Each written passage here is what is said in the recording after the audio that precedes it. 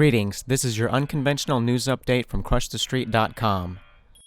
As many of banking giant Bank of America's 57 million account holders may have noticed, their online banking has been experiencing problems for days on end in what some are calling a digital bank run. Bank of America, the large institutional bank currently handling billions of dollars worth of deposits from corporate, business, and personal accounts, is presently engaged in a very real, hardcore cyber digital bank run. The run seems to have occurred as a result of the announcement by CEO Brian Moynihan that Bank of America will begin charging $5 a month for the use of debit cards. Why did Bank of America create this fee? Well, last year Congress passed a law that capped the fees banks could charge retailers for debit card transactions.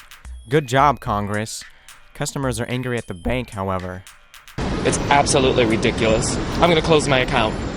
There was an even stranger event in St. Louis where a Bank of America customer says a SWAT team was stopping clients from entering Bank of America to withdraw their money. I don't believe they got legal right to keep me from getting my money. That's why I pushed them. I wanted to do a run on the bank. Forget about the SWAT team. I got legal right to enter that bank and take my money out.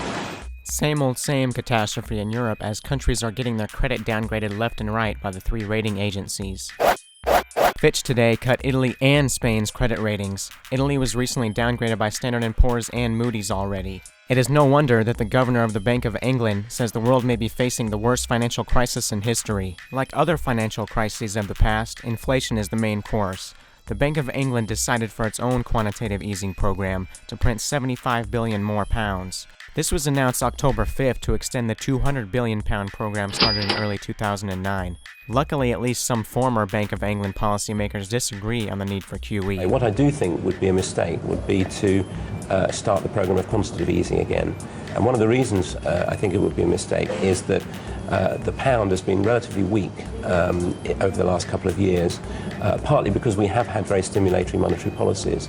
And I think there's a great risk that more QE will actually push the pound down further and generate more inflation. Now for our final story. Have you heard of Occupy Wall Street? Who are these protesters and what do they represent? Do they want to end the Fed, end corporatism, or are they against capitalism itself? Freedom lover Adam Kokesh seeks to find out.